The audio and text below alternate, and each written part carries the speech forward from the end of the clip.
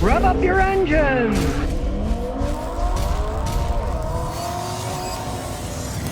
Walter Law says, do I cut my losses on this car? I got an Audi A3 2.0 turbo with 115,000 miles. My father gave it to me when I was 5 years old. It's got a million codes, PO300, PO171. Yes, cut your losses. Let me tell you something. You got real problems because it's got intermittent misfires, and that's usually the engines on those things. You have an Audi A3 with a 2-liter turbo engine. It's the worst system Audi ever made. I have a friend who's an Audi mechanic. He says every month he replaces 5 to 10 of those 2.0 turbo engines. They're always blowing up. They're garbage. Get rid of it. It's still running. Just get rid of the stupid thing, right? Your father gave it to you. You don't want it. And to top it off, you said it's been sitting for 5 years. Why was it sitting? Because it's a pile of junk. That's why. Just get rid of it. Don't put any money. Don't throw money into the endless money pit. Believe me, you don't want to do it. Big mistake. That's one of the worst cars Audi ever made. And they've made an awful lot of bad cars. Big Mac 1121 says, how often should I get a wheel alignment? Very good question. It depends how crappy the roads are in your area, right? Now, you hit a bunch of bumps and stuff, things get knocked out of alignment. If you find your wheels are shaking at highway speeds, you look at your tires and they're wearing unevenly, it's obviously time to do it. But if you live where there's good roads, sometimes you really don't even need one for years and years and years. Perhaps get an alignment every time you buy a set of tires, right? So if your tires last 40, 50, 60,000 miles, get it checked then, right? Now, don't listen to the guys that are selling you the service because they want to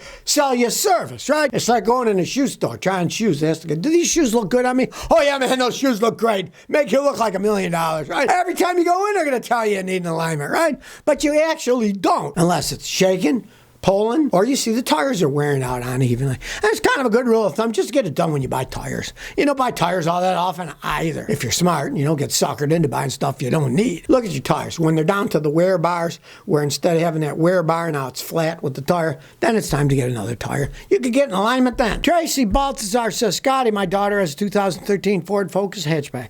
Sometimes she gives it gas or a full stop at Bucks. Is this a transmission issue? Probably is, but here's something you should look into. Ford had a class action suit that they lost, and they either have to fix the transmissions in those Focuses or they have to buy the car back. You might go to a Ford dealer and see if they will buy it back or fix the transmission and get out of it, because those are junky cars. And when they do break, they cost a fortune to fix, and it's a limited time offer. They're not going to be doing it for the next 10 years. So you got one now, take it to a Ford dealer. Look up on Google the class action suit that Ford had so you can get the number and get the information. Go to a dealer and say, this has transmission problems. Are you going to buy it back or are you going to fix it? Maybe they'll offer you enough you can get rid of it and get a good car like a Toyota or a Honda. Charles Tabor says, Scotty, is a GMC 2011 Sierra with a 5.3 with 88,000 miles a good vehicle? Okay, you're talking about buying it used, I assume, right?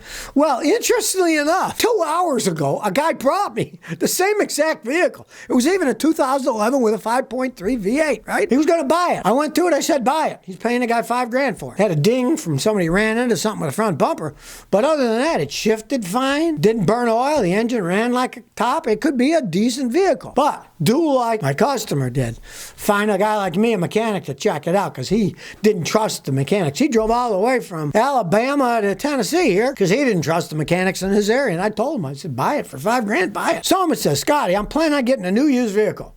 Looking at a 13 Acura MDX, 2014 Ford Edge, 2016 Kia Sorento, which is best? The Acura. There's so much better made vehicles. I would not buy a 10-year-old Ford, and I would not buy an 8-year-old Kia. I wouldn't even buy a new Kia. I don't like Korean cars.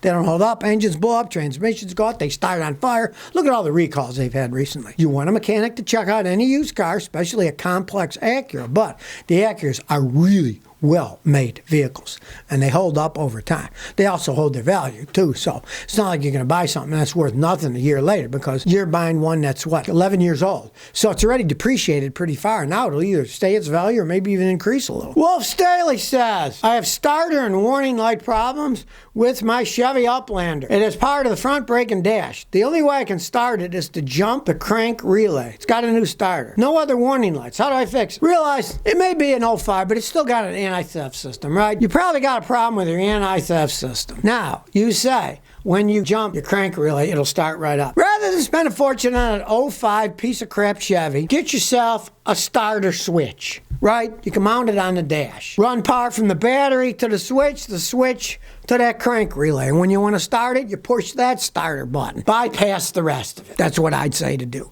Because otherwise, if you got a problem with the immobilizer system, it could cost you a fortune to replace it, to repair it, I mean, if you want to keep it stock, my advice is pay a locksmith.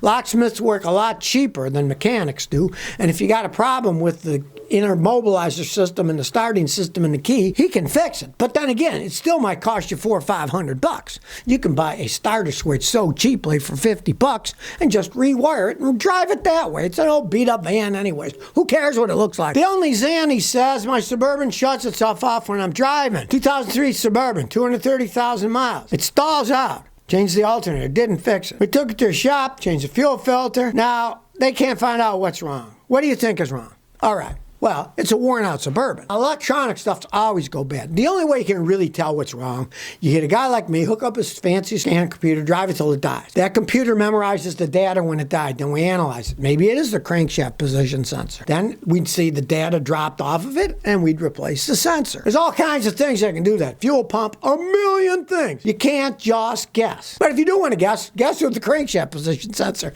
It bolts on and off. It's easy to replace. You don't have to program anything. Just plug it in and drive away. So give that a try. But the only way to really do it is logical. You put on a scan tool, you drive it until it dies, then you look at the data, and then you see, okay, here's what went wrong. And on some of the machines that we have, like I've got a really good Autel MaxiSys, it's all color coded. So when it dies, you look at the data, and when you see the red data, you know, so if the crankshaft position sensor all of a sudden has red data, you know it's bad and you replace it. Well, California is now allowing the robo-taxis to expand, and all their emergency responders aren't happy. So what we have is the usual. There's a giant gap between their fantasy world and the ivory tower, and the people on the street, the emergency responders, that got to take care of problems, right? Robo-taxis get confused, they stop.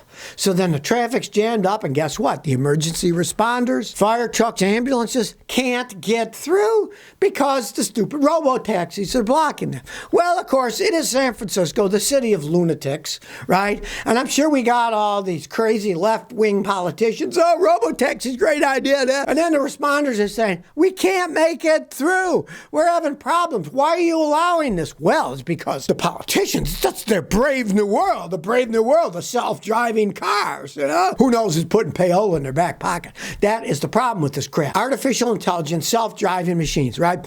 They've put billions into it. Billions. They're not going to stop. They're not going to say, oh, we screwed up. Oh, what are we going to do now? Oh, yeah, we put billions into it. We're going to put more billions into it. We're going to push it through, right? The people that actually have to deal with the crap, the first responders, are saying these systems shouldn't be allowed. But of course, the politicians, they don't deal with that stuff. They're in their ivory tower, right? So on Thursday, the California Public Utilities Commission, or CPUC, voted 3-1 to let self-driving car companies expand and let them charge passengers like taxis. Originally, it was just their own employees and stuff for riding around.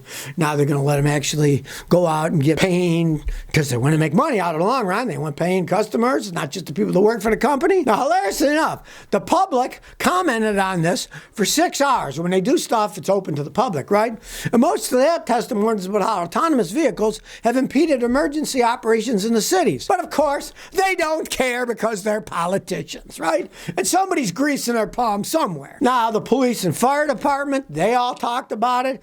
They said they've tallied 55 incidents in the last 6 months where self-driving cars got in the way when they're putting out fires and when they're sending an ambulance. And here's what San Francisco's fire chief said. Our folks can't be paying attention to autonomous vehicle when we got ladders to throw. I'm not anti-technology. I'm pro-safety. Yeah, they're in the real world. They have to deal with this crap, right? And now the Cruise CEO, the ones that's, the GM self-driving, his CEO said the city can handle several thousand more driverless cars. Okay, they've already got a problem with just a few of them. Put some more 1,000 ones out, and you're going to have a lot more than 55 problems of these things blocking things. Yeah, of course the CEO is going to say that. They're running a company that's trying to sell these driverless cars. They're going to lie through their teeth and follow the money. I'd love to see how much money for campaign contribution are coming from these people to the politicians that are voting in, right? And here's the hilarious thing. The companies say driverless vehicles are safer than human ones when it comes to passenger safety. They maintain none of the incidents cited by the fire and police have resulted in passenger injury. No, but maybe the guy was having a heart attack waiting for the ambulance died, right? They're not counting any of that stuff. They never look at the overall picture of these things. You got to look at the overall picture and follow the money. And either way, it's dirty business in San Francisco. But hey, all the smart people are leaving anyway. So if you never want to miss another one of my new car repair videos, remember to ring that bell.